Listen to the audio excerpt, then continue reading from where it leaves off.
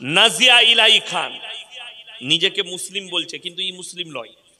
আমি একে 3 বার ইনভাইট করেছি, একটা বায়ান আমি দেখলাম আমাকে গালি দিয়েছে, ও বলেছে আমাকে চর মারবে ওই মেয়েটা। আমি বলেছি তোর বাপের 14 পুরুষের হিম্মত নাই, আমার গলায় কোনো পাটির পাট্টা লাগানো নাই। আর আমি জানি কুত্তা দুটো কন্ডিশনে চিল্লায়, এক যখন তার পেছনে মালিক দাঁড়িয়ে থাকে তখন, আর তা না হলে পাগল হয়ে গেলে। হয়তো ও পাগল হয়ে গেছে বলে এরকম চিল্লাচ্ছে। 24 ঘন্টা নামাজ, দুড়ি, টুপি, দাড়ি, ইসলাম, রসুল এই নিয়ে গালিগালাজ করছে আর নিজেকে মুসলিম বলছে। এ যদি মরে যায়, এর জানাজার নামাজ যে মৌলবি পড়াবে কিয়ামতের দিনে আল্লাহর কসম থেকে আল্লাহ এমন জায়গায় দাঁড় করাবে। আল্লাহ কোরআনে বলেছেন, ইন্নাল্লাযীনা ইয়াকতুমুনা মা আনজালাল্লাহু মিনাল কিতাব ওয়া ইয়াশতারুনা বিহি সামানান কালীলা। যারা নিজেদের পেটের দায়ে যে মৌলবীরা আমার হককে লুকিয়ে দেয়, তারা তাদের পেটে আগুন ছাড়া আর কিছু ভরে না। আমি কিয়ামতের দিনে কঠিন আযাবে মুবতালা করে দেব সেই মৌলবী। তারা এই দলে পড়বে, এই হারামখোরের জানাজার নামাজ পড়া যাবে না। তসলিমা নাসরিন এর নামটা মুসলমান, এ যদি মারা যায় এর জানাজার নামাজ যদি কোনো মৌলবি পড়ে, 100% সেই মৌলবি আর জান্নাতে যেতে পারবে না, এর মধ্যে কোনো সন্দেহ নেই। পড়াই যাবে না, হারাম। তসলিমা নাসরিনকে কি করতে হবে? পুড়িয়ে দেখ, নাহলে কুকুরকে খাইয়ে দেখ, নাহলে শুয়োরকে খাইয়ে দেখ। তবে আপনাদেরকে বলে দিই, চিন্তা করবেন না। অনেকজন মনে মনে ভাবছে পৃথিবীর যা পরিস্থিতি, মুসলমান থাকবে না, ইসলাম শেষ হয়ে যাবে, কোরআন শেষ হয়ে যাবে, তোমার ঈমানটা কমজোর। রাসূলের হাদিস আছে, কিয়ামতের পূর্বে গোটা পৃথিবীতে ইসলাম প্রতিষ্ঠিত হয়ে যাবে। জোরে একবার বলুন না সুবহানাল্লাহ। তার একটা মারাত্মক দলিল বলে দিই, দলিলটা আমাদের লয়, ভারতের মিডিয়ার দলিল। নূপুর শর্মা রাসূলকে গালি দিয়েছে না দেয়নি? দিয়েছে। তসলিমা নাসরিন 24 ঘন্টা গাল দিচ্ছে। সেই দিনে দেখলাম আর একটা কুত্তা ভুকেছে বোম্বেতে। তারপরে দেখলাম উত্তরপ্রদেশে না দিল্লিতে জাতি নরসিংহা বলে একটা হারামের আওলাদ আছে, সেও গালি দিচ্ছে। আচ্ছা, এই গালি দেওয়াতে ইসলামের কোনো ক্ষতি হয়েছে কেউ দেখাতে পারবে? কোনো মৌলবি দেখাতে পারবে?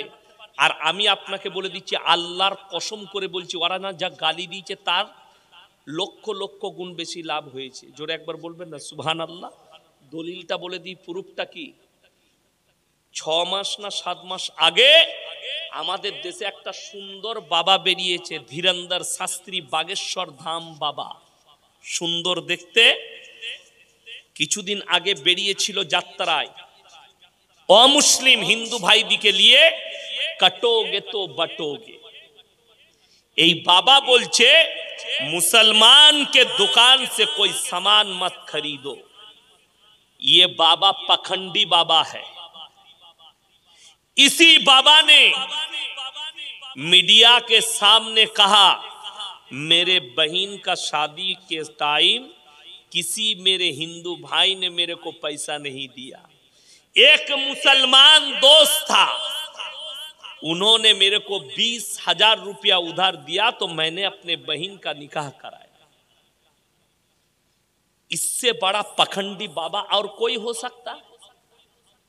लेकिन ये कह रहा है कि मुसलमान के दुकान से सामान मत खरीदो। सुन लीजिए, এই বাবা কি একজন দেখেছে? অ্যাঙ্কারটার নাম হচ্ছে সুধীর চৌধুরী, আজ তকের অ্যাঙ্কার। এরকম আমার মতো চেয়ারে বাবা বসেছে, एंकर बुशे। बाबा, आपको हम एक आंकड़ा बताएंगे। कौन से आंकड़ा? बोले आंकड़ा सुन लीजिए, हिंदुस्तान का। हिंदुस्ताने 2015 থেকে 2020 ক বছর হলো? 5 বছর। এই 5 বছরের ভেতরে অন্যান্য ধর্ম থেকে 13 লাখ লোক ইসলাম কবুল করেছে। জোরে একবার বলুন নারায়ে তাকবীর, নারায়ে তাকবীর। গোশ খান না আপনারা? যোগী মানা করেছে বলে ভয় খেয়ে গেছেন, গরুর গোশ খান না? গলার আওয়াজ কই? নারায়ে তাকবীর। কলকাতাও পৌঁছালো না, দিল্লি অনেক দূরের কথা। এই আওয়াজ যদি শুনতে চান তকবীরের তো মুর্শিদাবাদে যেতে হবে, তবে বুঝতে পারবে। যাই হোক, 13 লাখ লোক 5 বছরে ইসলাম কবুল করেছে। আর এই 5 বছরের ভেতরে অন্যান্য ধর্ম থেকে মাত্র 30,000 লোক সনাতন ধর্ম কবুল করেছে। জিতকার বাবা, फर्क कतटा बाबा बोलचे इसका अंतर आसमान और जमीन का है।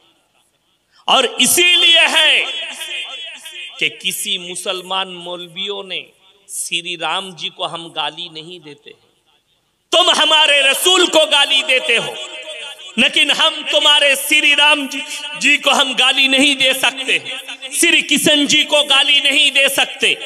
बड़ी दुख की बात है, मैं चैलेंज दिया पूरे हिंदुस्तान के जितने मीडिया वाले हो, जो लोग बिके हुए हो और जो बिका हुआ नहीं है, सब सुन लो कान खुलकर। पूरे हिंदुस्तान में एक प्रूफ दिखा दो कि किसी मुसलमान बस्ती ने, किसी मुसलमान बाजार में, किसी मुसलमान भाई लोगों ने किसी हिंदू भाई को पकड़कर नारा तकबीर अल्लाह अकबर कहने के लिए मजबूर किया और उसको मर्डर किया। मैं मॉब लिंचिंग इस हिंदुस्तान में 5 साल के अंदर 500 से भी ज्यादा हुआ है। मुसलमान को पकड़ा गया और बोला कि जय श्री राम बोलने पर भी मर्डर किया गया। एक चाचा का दाढ़ी पकड़कर उससे थप्पड़ मारा गया। अरे तुम लोग एक साथ शिकार करते हो, समझ लेना ग्रुप में शिकार सुअर करता है, अकेला शिकार शेर करता है। अगर दम है तो अकेला आकर हमारे बस्ती में शिकार करके दिखा। अगर श्री राम जी से इतना मोहब्बत है तो आ जाओ, हम दावत देते, हमारे जलसे में खड़ा होकर जय श्री राम बोल के दिखा। हिम्मत नहीं है, फिर तू लोमड़ी से भी खराब है, तू सुअर से भी ज्यादा खराब है जो ग्रुप में शिकार करता है। मैं कह रहा हूं, हमारे जुबान से कभी ये नहीं निकलेगा श्री राम जी के, हम कहते हैं श्री राम जी महान आदमी थे, महान थे, लेकिन तुम हमारे रसूल को गाली देते हो, तुम हमारे मोहम्मद सल्लल्लाहु अलैहि वसल्लम को गाली देते हो।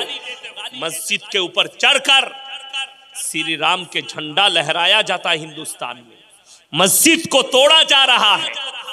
आज के बड़ो कष्ट लागे, পশ্চিম বাংলার যতগুলো কুত্তা মিডিয়া চিল্লাচ্ছিল, ইলেকট্রিক মিডিয়া, তারা চুপচাপ বসে আছে।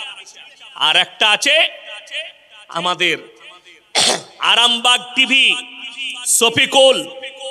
আমি আপনাকে শ্রদ্ধার সঙ্গে বলছি, আমি ভদ্রতার সঙ্গে বলছি, আপনি কিছুদিন আগে দেখিয়েছিলেন বেলডাঙ্গার একটা ছেলে, যেদিনে বেলডাঙ্গায় দুর্ঘটনা ঘটে, আল্লাহর নামে গালি দেওয়া বোর্ড লাগানো হয়, সেই দিনে একটা ছেলে ফেসবুকে লাইভে এসে সমস্ত মাথায় টুপি লাগিয়ে মুখে দাঁড়িয়ে আছে, সমস্ত মুসলমানকে এক জায়গায় এসে সে একটা মানুষকে উত্তেজিত করার একটা বার্তা দিয়েছিল। সে অপরাধ করেছে ইসলামের কাছে। তুমি সেটা দেখিয়েছো এবং বাংলাদেশ যোগ করেছো। আজকে সয়ন হালদার নামে সেই ছেলেটা ধরা পড়েছে বেলডাঙ্গায়, যে ওই বোর্ডটা যে গালি লিখেছে তার নাম হচ্ছে সয়ন হালদার। আজকে এই কুত্তা মিডিয়াগুলো চুপচাপ বসে আছে। শফিকুলকে বলবো, তুমি যদি সত্যিকারী মুসলমান হও, তুমি যদি আল্লাহকে ভয় করো, আর তোমার যদি মুসলমানের প্রুফ দেওয়ার হয়, এইটাই হচ্ছে তোমার ম্যান প্রুফ। আমি তোমাকে ভালোবাসবো, কাল থেকে তোমার বিরুদ্ধে বলবো না, আমি তোমার প্রশংসা করব। সয়ন হালদারের ছবিটা নিয়ে তুমি যদি দালাল না হয়ে থাকো, তুমি প্রকাশ করো যে আসল দাঙ্গাবাজ, আসল আতঙ্কবাদী, আসল জঙ্গি ধরা পড়েছে। এটা 1 নম্বর। 2 নম্বর, গত পরশু দিনে মুর্শিদাবাদের সুতি থানায়, সুতি স্টেশনের কাছে রেল লাইনের ওপরে বোমা রাখতে গিয়ে দুটো দাসদের ছেলে ধরা পড়েছে। যদিও নামটা এখন আমার মনে পড়ছে না, দুটোই হিন্দুদের। এখনো পর্যন্ত মিডিয়ারা চুপচাপ আছে। এই নিউজ 18 বাংলা, তার নাম অয়ন না কি নাম, চশমা পরে খবর পড়ে, তাকে বলছি তুমি যে কত বড় বেঈমান আর তুমি যে কত বড় কুত্তা দালাল কালকে বুঝতে পেরেছি। খবর সম্প্রচার করেছে সুতি থানায় বোমা রাখতে গিয়ে হাতে নাতে ধরা হারামখোর, তাদের নামগুলো প্রকাশ করে নাই। কেন? তোমার গলায় কুত্তার পাট্টা লাগিয়েছে কেউ, ওই জন্যে। আর আমি বলে যাচ্ছি দুটোই হিন্দুদের ছেলে। এরা যদি ধরা না পড়তো হারামখোররা পাকিস্তান পর্যন্ত যোগ করে দিত। বোমটা পাকিস্তান থেকে এসেছে, মুসলিমরা রেখেছে, কতগুলো নাম জড়াতো তা ঠিক নেই। ওদিকে এলাকার লোক হাতে নাতে ধরেছে। এই স্বয়ং হালদার যে বোর্ডেতে আল্লাহকে গালি দিয়েছে তার নামটা উঠে গেছে, তাকে পুলিশ অ্যারেস্ট করেছে, মুর্শিদাবাদ পুলিশ। আমি মুসলিমকে বলবো, শোনো, প্রশাসনের উপরে আস্থা রাখুন আর মিডিয়ার উপরে আস্থা রাখবেন না। এই গোটা ভারতবর্ষে যতগুলো দাঙ্গা ফাসাদ হচ্ছে, হিন্দু মুসলিমের মধ্যে বিবাদ, জাতি বিবাদ লাগাচ্ছে, এই দেশের মিডিয়া তার মধ্যে নাম্বার 1 হচ্ছে রিপাবলিক টিভি। কোন মুসলমানের জন্য উচিত নয় তারা যেন রিপাবলিক টিভি দেখে। আপনারা কেউ দেখবেন না, সবাই বয়কট করব। সকলে জোরে হাত তুলে বলুন ইনশাআল্লাহ। রিপাবলিক টিভিকে বয়কট করুন। এই কুকুর রঞ্জন না ময়ূর রঞ্জন আছে একটা চারচকো ব্যাটারিওয়ালা মাল, হ্যাঁ, ময়ূর রঞ্জন। ও ময়ূর রঞ্জন, কুকুর রঞ্জন ওটা, আমি ওর নাম রেখেছি। প্রতিনিয়ত মিথ্যাচার করছে, অবাক লাগে। আচ্ছা শুনেছেন, একটা ছোট ছেলেও এরকম গল্প করবে না। আমাদের দেশের এই রাজ্যের মেদিনীপুরের একটা বুড়ো ভাম নেতা এখনো বিয়ে করেনি। সে বলছে বাংলাদেশ থেকে 1000 ঢাকা থেকে রিস্কা নিয়ে বেরিয়ে গেছে, 1000 লোক কলকাতাকে দখল করবে। তুই পাগল। যারা বাংলাদেশে বলেছে আমরা রিস্কা নিয়ে যাচ্ছি, তারা তো কিছু খেয়ে বলেছে তার থেকে বেশি গাঁজা, এই 72 কেজি গাঁজা খেয়েছে। আচ্ছা রিস্কা নিয়ে কোনো দেশ দখল করা যায়? আচ্ছা তারা কোথায় এখন, তাকে জিজ্ঞেস করুন। এইগুলো হচ্ছে প্রোপাগান্ডা, হিন্দু মুসলিমের মধ্যে ডিবেট এবং বিভেদ লাগানো। আমার ভাই, ভয় খাবেন না, সবাই আল্লাহর উপরে বিশ্বাস রাখবেন। জোরে বলুন ইনশাআল্লাহ। কোরআনকে অবতীর্ণ করেছেন, আরো জোরে বলুন, আমি শুনতে পাচ্ছি না, আপনারা বলুন। আল্লাহ কোরআনকে অবতীর্ণ করেছেন, আল্লাহর ওয়াদা আপনারা ভুলে গেছেন। আমরা আলেমরা জানি আল্লাহ কোরআনে ওয়াদা করেছেন, ইন্না নাহনু নাযালনা যিকরা ওয়া ইন্না লাহুল হাফিজুন। এই কোরআনকে আমি আল্লাহ অবতীর্ণ করেছি, কোরআনের হেফাজতের দায়িত্ব আমি আল্লাহ নিজে নিয়েছি। জোরে বলুন সুবহানাল্লাহ। যদি বলেন আমি তো আমার বাড়িতে কোরআনটাকে লেপটিয়ে রেখেছি, কোথায়? আলমারিতে লেপটিয়ে রেখেছি, যত্ন করে, হেফাজত করে। আপনি মনে করছেন আমার মসজিদে জুজদানে লেপটানো আলমারিতে কোরআন রাখা আছে, আল্লাহ কোরআনটা ওই কাগজের মধ্যে হেফাজত করেননি। কেন? তার দলিল হচ্ছে 1 নম্বর, এই ভারতে 200 বছর রাজত্ব করেছে ইংরেজের বাচ্চারা। কত বছর? 200। গুজরাটের গোমতী নদীর তীরে 20 লাখ কোরআনকে জ্বালিয়েছে। শাহ আব্দুল আজিজ মুহাদ্দিস দেহলভী রহমতুল্লাহ আলাই তিনি বললেন, এই ইংরেজের বাচ্চারা, তোমরা শুধু এই 20 লাখ লয়, পৃথিবীর যত কোরআন আছে সব জ্বালিয়ে দাও, কোরআনকে মিটাতে পারবে না। ইংরেজের মেজর জিজ্ঞেস করলো কেন? বলে শোনো, এই কোরআনকে আল্লাহ অবতীর্ণ করেছে আর কোরআনটাই কাগজের মধ্যে আল্লাহ হেফাজত করেননি। বলে কোথায়? কোথায় করেছে সেই জায়গাটা দেখতে চাই। শাহ আব্দুল আজিজ মুহাদ্দিস দেহলভী তিনি বললেন, এই কোরআনটা একটা হাফিজে কোরআনের সিনেতে আল্লাহ 30 পারা কোরআন গেঁথে দিয়েছে, সব চালিয়ে দেবে। একটা হাফিজে কোরআন যদি জিন্দা থাকে 100 কোটি কোরআন ছেপে আবার আসবে। জোরে একবার বলুন নারায়ে তাকবীর। আমার ভাই, এরপরে কোরআন মিটানোর ক্ষমতা কারুর আছে? আপনি একটা বুড়িপুকুর মাদ্রাসা থেকে তালবিলিম নিয়ে আসুন, হাফেজ তালবিলিম, স্টেজে দাঁড়িয়ে কয়েক ঘন্টার ভেতরে বিনা ভুলে 30 পারা কোরআন শুনিয়ে দিবে। জোরে বলুন সুবহানাল্লাহ। শুধু তাই নয়, আল্লাহর আরো ওয়াদা আছে, ফালাম তাজিদ লিসুন্নাতিল্লাহি তাবদীলা। কিয়ামত পর্যন্ত গোটা পৃথিবীর শক্তি যদি একদিকে দাঁড়িয়ে যায়, আমার কোরআনের একটা জের জবরকে পরিবর্তন করার ক্ষমতা পৃথিবীর কোনো শক্তির নাই। জোরে বলুন সুবহানাল্লাহ। আপনারা কি মনে করছেন ফিলিস্তিন গাজায় নিরীহ মুসলমান মারা যাচ্ছে? জানেন তাদের ইমানের মজবুতি কতটা? আপনাকে অতটাই ইমান আনতে হবে মজবুতি। সন্তান মারা গেছে, বিবি বাল বাচ্চা ধন সম্পদ চলে গেছে, খালি তার বাচ্চাদের খেলনাগুলো পড়ে আছে তার কাছে। বাপ চোখের পানি এত পড়েছে শুকিয়ে গেছে। মিডিয়াওয়ালা জিজ্ঞেস করছে, তোমার ঘর বাড়ি সন্তান বিবি সব চলে গেছে, তারপরও কি বলছে জানেন? আল্লাহি আল্লাহ, সব আল্লাহর মেহেরবানি। জোরে বলুন সুবহানাল্লাহ। কত ইমানের মজবুতি। আমাকে আল্লাহ নিয়ামত দিয়েছিল, আল্লাহ নিয়েছে, আমার জানটাও আল্লাহর জন্য কুরবান। একজন মা, ওই ফিলিস্তিনে একজন মা, 3টে সন্তান বেঁচে আছে, তার গোটা পরিবার শেষ, খাবার দাবার কিছুই নেই। 10 থেকে 15 দিন কিছু খাবার পায়নি, পানি খেয়ে আছে। মিডিয়ার সামনে কি বলছে জানেন? আল্লাহ যদি মানুষের মাংস খাওয়া হালাল করত, আমি আমার এই সন্তানদের জন্য শরীরের মাংস কেটে রান্না করে খাওয়াতাম। খাবার পৌঁছায়নি। এত ইমানের মজবুতি। গোটা বিশ্বে শুনেলেন 35 লাখ শিশু মারা গেছে গাজার ফিলিস্তিনে, নিরীহ 35 লাখ। আপনারা কি মনে করছেন ইসরায়েল জিতে গেছে, ইসলাম হেরে গেছে? ভারতের মিডিয়া যারা ভাবছেন চিঙ্গারি মিডল ইস্টে লেগেছে, রাসূলের হাদিস প্রমাণিত হবে, সত্যই প্রমাণিত হবে, এই চিঙ্গারি গোটা পৃথিবীতে ছড়াবে। এলন মাস্ক যে আছে, এলন মাস্কের নাম শুনেছেন না শুনেননি? সে গত 1 সপ্তাহ আগে এলান করেছে চাঁদেতে সে ঘর তৈরি করছে, 10 লাখ লোকের বাস, 1 মিলিয়ন লোক যেন বাস করতে পারে। তার কারণ সে বলেছে পৃথিবীতে এরপরে যে যুদ্ধটা হবে সেটা হচ্ছে মহা তৃতীয় বিশ্বযুদ্ধটা হবে বিনাশের যুদ্ধ, পরমাণু যুদ্ধ। দুনিয়ার 90% ধ্বংস হয়ে যাবে, 10% দুনিয়াটা থাকবে। বৈজ্ঞানিকরা বলছে পরমাণু হাত লেগে গেছে ইরানের, ইরান পরমাণু গোটা পৃথিবীটা লেপটে আসবে।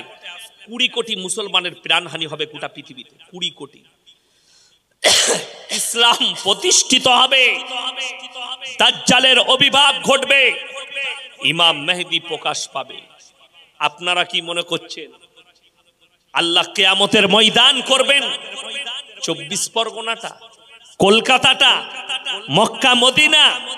না, রাসূল সাল্লাল্লাহু আলাইহি সাল্লামের হাদিস, কিয়ামতের ময়দান হবে ওই ফিলিস্তিনের আল আকসার ময়দানটাই হবে কিয়ামতের ময়দান। গোটা পৃথিবীর মানুষকে আল্লাহ ওই গাজা ফিলিস্তিনের ময়দানে, আল আকসার ময়দানে হাজির করবেন। ওই জায়গাটাই হবে, আল্লাহ রাসূলের হাদিস, খোরাসান থেকে এমন একটা যোদ্ধা বের হবে, একটা দল বের হবে, তাদের কাছে এত অত্যাধুনিক অস্ত্র থাকবে যে অস্ত্র পৃথিবীর আর কারোর কাছে থাকবে না। তারা যখন যুদ্ধ করতে শুরু করবে পৃথিবীর আর কোনো শক্তি তাদের সামনে দাঁড়াবে না। আর তাদের যে কমান্ডার হবে তেনার নাম হচ্ছে ইমাম মেহেদী। জোরে বলুন সুবহানাল্লাহ। আর পৃথিবীর কোনো শক্তি দাঁড়াবে না, তারা গিয়ে আল আকসায় ঝান্ডা গাড়বে, গোটা পৃথিবীতে ইসলাম প্রতিষ্ঠিত হবে। মুসান্নাফ ইবনে আবু শাইবার হাদিস, রাসূল আকরাম সাল্লাল্লাহু আলাইহি সাল্লাম হাদিস বর্ণনা করলেন, হে আমার সাহাবীরা শোনো, গোটা পৃথিবীতে ইসলাম প্রতিষ্ঠিত হবে, মসজিদগুলো নামাজিতে ভরে যাবে। কিন্তু রাসূল বললেন তারা হবে সুদখোর, হারামখোর নামাজি, তাদের মধ্যে মুমিন খুঁজে পাবে না। তারা বালাখানা তৈরি করবে, দামি দামি বাড়ি তৈরি করবে, কিন্তু তাদের মধ্যে ইমানদার খুঁজে পাওয়া মুশকিল হবে। কিয়ামতের মারাত্মক আলামতগুলো উলামারা বুঝতে পাচ্ছেন, আলেমরা যারা আমাদের বড় বড় আকাবির আছেন তেনারা বুঝতে পাচ্ছেন কিভাবে কিয়ামতের আলামতগুলো একটা একটা করে প্রকাশ হচ্ছে। তার মধ্যে মারাত্মক আলামত পৃথিবীর বুকে ফুটে উঠেছে। রাসূল বলেছেন বাঁদির পেটে মালিক পয়দা হতে শুরু হবে। আপনারা হয়তো জানেন না, ভারত সরকার সার্কুলার জারি করে দিয়েছে আপনি পেট ভাড়া নিতে পারেন। আমাদের দেশের একজন মুসলিম আর্টিস্ট, যদিও তার নাম আমি মুখে উচ্চারণ করব না, আমার নামে কেস হয়ে যাবে, মুসলিম নিজেকে বলে, তার একটা সন্তান জন্মগ্রহণ করেছে বাঁদির পেটে, 20 লক্ষ টাকা দিয়েছে বাচ্চাটাকে তার পেটে রাখার জন্য, আর বীর্য নিয়ে তার পেটে দিয়েছে। ইসলামকে কিয়ামত পর্যন্ত যদি কোরআন হাদিসকে রিসার্চ করেন, এই বাচ্চাটা হবে শরীয়ত সম্মত হারাম। দুনিয়া কি বলছে জানি না, ইসলাম বলছে হারাম। এটা কিয়ামতের আলামত আপনার কাছে প্রকাশ পেয়ে গেছে পৃথিবী জুড়ে। শুধু তাই নয়, রাস্তাঘাটে কুকুরের মতো জিনা করবে ছেলে মেয়েরা। আজকে পতিতালয়ের থেকেও মারাত্মক জিনার আড্ডাখানা হচ্ছে সরকারি পার্কগুলো, যেগুলো পার্ক তৈরি করা হয়েছে। ছেলে মেয়েরা আমভাবে জিনা করছে তারা। আপনি আমি মনে করেছি জিনা মানে শারীরিক সম্পর্ক, না। জিনা মানে শুধু শারীরিক সম্পর্ক নয়, মুখের জিনা, হাতের জিনা, কানের জিনা, চোখের জিনা, নফসের জিনা, পায়ের জিনা, শারীরিক জিনা। আপনি পার্কে গিয়ে একটা অন্য মেয়েকে ডাকলেন, তার ঠোঁটে ঠোঁট লাগিয়ে কিস করেছেন, আপনি মুখের জিনা করলেন। আপনি নফসের দ্বারা ভাবলেন এর সঙ্গে মিলামিশা করব, নফসের জিনা হলো। যে পায়ের দ্বারা হেঁটে গেছেন, পায়ের জিনা। ওই জন্য কোরআনে মারাত্মক উপদেশ আল্লাহ দিয়েছেন, ওয়ালা তাকরাবুজ জিনা ইন্নাহু কানা ফাহিশা ওয়া সাআ সাবিলা। ব্যভিচার করা তো দূরের কথা, যে রাস্তায় ব্যভিচার হয় সে রাস্তার ধারে পাশে তোমরা যাতায়াত করো না। আমি তো দাওয়াত দিয়েছি, আজকে আবার আমি এই ইউটিউবারদের সামনে, মিডিয়ার সামনে দাওয়াত দিয়ে যাচ্ছি। আমাদের আসানসোলের নিয়ামতপুর লচিপুর দেহ ব্যবসার আড্ডাখানা, কলকাতার সোনাগাছি দেহ ব্যবসার আড্ডাখানা, এখানে যদি কোনো মুসলমান মা বোন ফেসে থাকেন, অনুরোধ করবো এই দেহ ব্যবসা থেকে বেরিয়ে এসে আল্লাহর পথে এসো। যদি বলো আমার কোনো দুনিয়াতে দিক দিশারি নেই, গুগলে সার্চ করবে, ইয়াসিন ভাইয়ের নম্বর পাবে। আমি তোমাদিকে স্বামীর বন্দোবস্ত করে দেবো, হালাল রিজকের বন্দোবস্ত করে দেবো, যোগাযোগ করো, আল্লাহর পথে ফিরে এসো। মারাত্মক অপরাধ। আল্লাহ বললেন জিনা করা অনেক দূরের কথা, যে রাস্তায় হয় সেই রাস্তার ধারে পাশে যাতায়াত করো। আমি মাঝে মাঝে পুরুলিয়া ডিস্ট্রিক্ট যাই জলসা করতে, আর পুরুলিয়া যেতে গেলে আসানসোল থেকে ঢুকে বাজার হয়ে ডিসেল ঘর দামোদর নদীর ব্রিজ পার করে তারপরে পুরুলিয়া ডিস্ট্রিক্ট, ওই নিয়ামতপুর লচিপুরের ওপর দিয়ে যেতে হয়। আমি খালি ওইটুকু 2 কিলোমিটার রাস্তাটা, ওইটা কভার করার জন্য মিনিমাম 20 থেকে 25 কিলোমিটার চক্কর মেরে হাই রোড থেকে ঢুকি, ওই দিকে যাই না। কেন? বাই চান্স আমার চোখ পড়ে গেলে নফসের পাপ হবে। আমি আল্লাহকে কি জবাব দেব? কোরআনের প্রতি আমল করতে হবে। আমার মা বোন, আমার ভাই, কিয়ামতের আলামত গুলো চোখের সামনে ফুটে উঠছে। আপনাকে বলে দিই, কিছুদিন আগে পাকিস্তানে একটা বড় প্রোগ্রাম হয়েছে। প্রোগ্রামে পৃথিবীর বড় বড় স্কলাররা ছিলেন। সেখানে একজন পৃথিবীর শ্রেষ্ঠ মুফতি ছিল, মুফতি তাকি উসমানী। তিনি বক্তব্য রাখতে গিয়ে একটা মারাত্মক উক্তি দিয়েছেন, कियामत से पहले पूरे आलम में, पूरे दुनिया में हराम औलादों से भर जाए। অনেকজন চোখের পানি ফেলিয়েছে। আমি সেদিনে মালদা থেকে জলসা করে আসছিলাম, 4-5 ঘন্টা লাগে বাড়ি আসতে। আমি গাড়িতে শুনতে শুনতে আসছি, তো আমার চোখ দিয়ে পানি এসছে। আমি তিনার ব্যাখ্যাটা শুনলাম, মারাত্মক ব্যাখ্যা দিলেন। যেমন আজকে আমি এখানে জলসা করতে এসেছি, আমাকে যদি বলেন হুজুর আপনি কে, আমি আমার বাবার নাম বলবো না মায়ের? কথা বলে বাবা। আপনাকে যদি জিজ্ঞেস করে আপনি কে, ইনি বাপের নাম বলবে না মায়ের? বাপের। বাবা যদি মারা যায় তাও আমরা কি বলি? আমি মৃত অমুকের ছেলে। ঠিক কিনা কথা বলেন? আমি মৃত অমুকের ছেলে। মারা গেলেও আমরা বলি। শুনেলেন, আল্লাহ তাআলা ইনসানের, মানুষের যে পরিচয় ঘটিয়েছেন এটা বাপের দ্বারা। আপনাদের এখানে ছাগল আছে না নাই? কথা বলেন। আচ্ছা, ছাগলের ছানা হলে পাঁঠার ছানা বলেন না ছাগলের? ছাগলের। আচ্ছা, গায়ের বাচ্চা হলে ষাঁড়ের বাচ্চা বলেন না গায়ের? কথা বলে না? গায়ের বাচ্চা।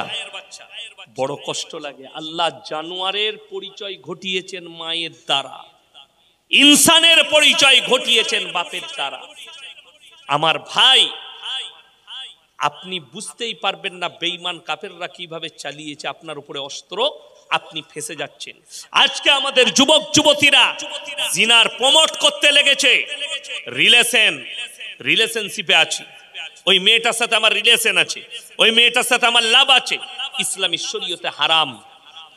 বেঈমান কাফেররা শুনেলেন, লন্ডন, আমেরিকা, জাপান, জার্মান, উত্তর কোরিয়া, দক্ষিণ কোরিয়া, ব্রাজিল, যতগুলো বেঈমান কাফেরের দেশ আছে, তারা তাদের পার্লামেন্টে পাস করিয়েছে, এরপর থেকে যতগুলো বাচ্চা পয়দা হবে, তারা যদি ইচ্ছা করে মায়ের পরিচয়েও বাঁচতে পারবে। চলুন আপনাদেরকে ছোট্ট ঘটনা শোনাই।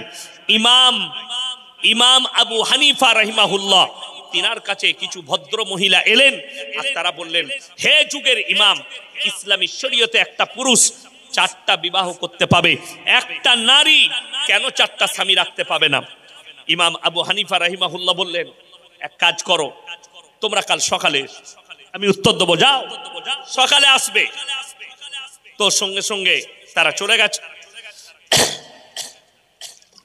আলহামদুলিল্লাহ, সকালবেলায়, রাত্রিতে তিনি পেরেশানের হালতে আছে। তিনার মেয়ে খানা খাওয়াতে খাওয়াতে বললে, আব্বা আপনি এত পেরেশান? ইমাম আবু হানিফা রাহিমাহুল্লাহ বললেন, মা, মহিলারা প্রশ্ন করেছে, আমি উত্তর দিতে পারিনি।